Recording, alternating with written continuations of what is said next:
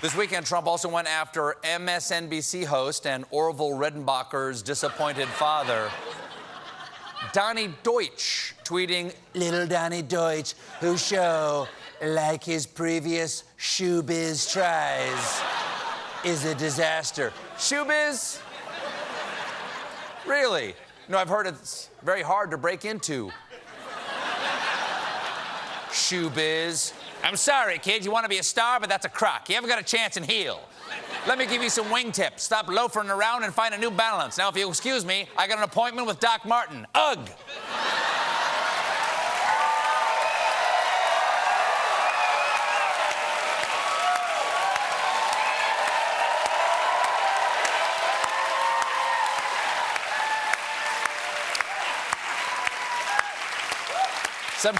Sometimes you just gotta take a victory lap, John. You just gotta take a victory lap. Right.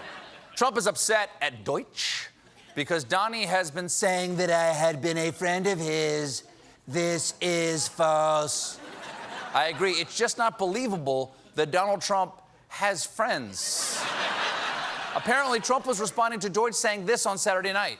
Speaking of the Trump Organization and bankruptcy, and I've known Trump well for years, and I believe it's a criminal enterprise. Okay, that's not very nice. Very accurate, but not nice. Here's the thing, though. Deutsch's audience on MSNBC averages less than 900,000 viewers a night, while Trump's Twitter feed currently has over 60 million followers.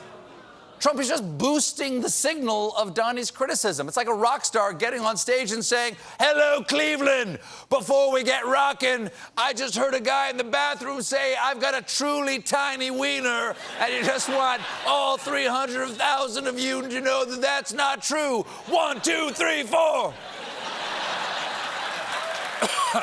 Well, carrot. The carrot in the throat. I know who that was. Trump must have felt bad about his behavior because later he tweeted, "I know it's not at all presidential to hit back at the corrupt media or people who work for the corrupt media when they make false statements about me or the Trump administration. Problem is, if you don't hit back, people believe the fake news is true, so we'll hit back.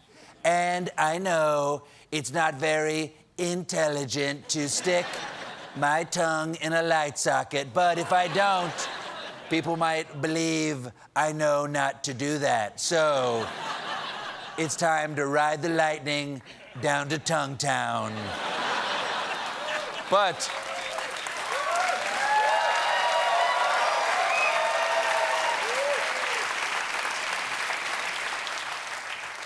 Trump simply can't resist. This morning, an executive vice president of the U.S. Chamber of Commerce went on the CNBC to come out against Trump's recent use of tariffs. The weaponization of tariffs, the increase of threats on our economy, on our farmers, our manufacturers, our consumers, is going to hurt our country. Tariffs are not the way we want to go.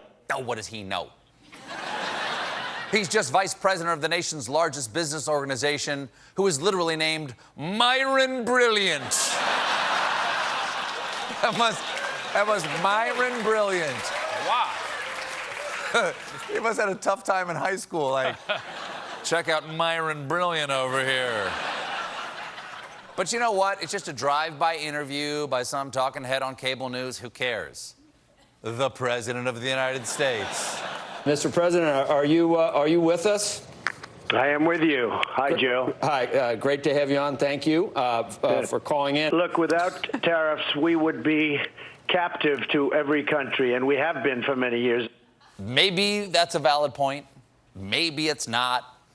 Doesn't mean the president should call in to the TV man. Hello, Wheel of Fortune, get me Pat Sajak. I'm ready to solve the puzzle. Hamburger.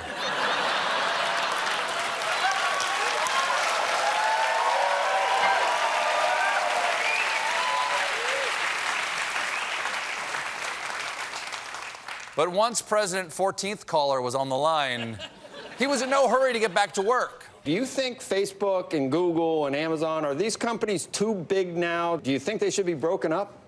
Well, I can tell you they discriminate against me. You know, people talk about collusion. The real collusion is between the Democrats and these companies, because they were so against me during my election run.